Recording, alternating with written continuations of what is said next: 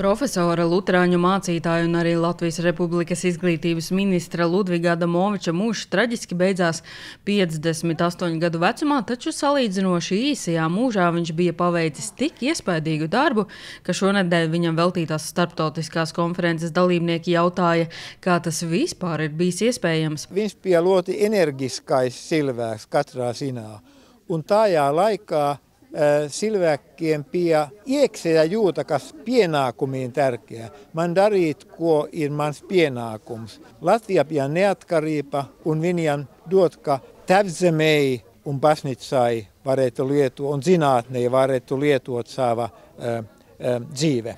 Adamovičs ir viens no centrālajiem somu pētnieka pētījuma objektiem 30 gadu garumā, tāpēc viņam piemiņas pasākumā gods uzvilkt mastā karogu kopā ar Džonu Adamoviču, kurš uz starptautisko konferenci ieradies no ASV. It's very interesting to me just because, I'm walking the ground and in the area and the trees and everything that my actually very close ancestors, lived and breathed and learned. Adamoviča vārds kādu laiku bijis aizmirsts, bet atkal tiek gaismā celts. Savā ziņā pateicoties viņa radiniecei Ingai Ozoliņai, un tā ir neticama sagadīšanās, ka tieši viņai bija iespēja kļūt par Kubalu skolas muzeja vadītāju. Es pēc diezgan ilgiem gadiem Anglijā tātad ilgi meklēju savu vietu atpakaļ Latvijā, kad redzēju, ka šī vakance parādās. Sapratu, ka tas ir tas, ko es ļoti, ļoti vēlos darīt.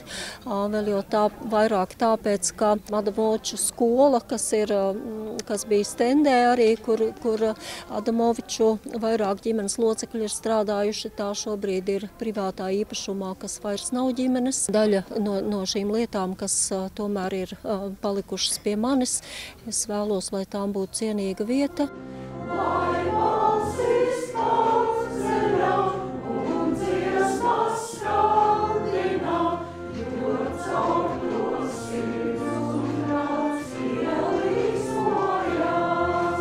Ludvigs Adamovičs mīlēja dziedāt, tāpēc arī piemiņas pasākumā viņu godināja ar dziesmu, un interesantiem viņu vairāk bija iespēja iepazīt dažādās lekcijās.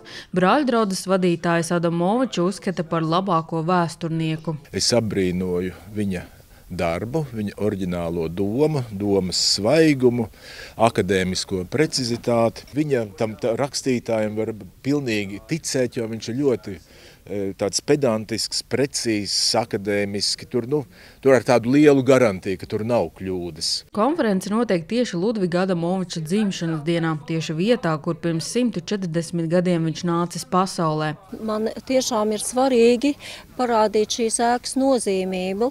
Tā nav tikai vietējā nozīmība, tikai Dundagas pagasts cilvēkiem.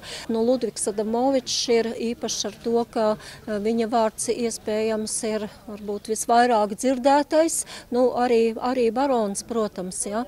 Un ar šo mēs gribam šo vietu arī tiešām saglabāt. Turklāt saglabāt ne tikai tādu, kāda tā šobrīd, bet plānā restaurācijas projekts, lai vēsturiskās liecības varētu nest tālāk nākamajām paudzēm.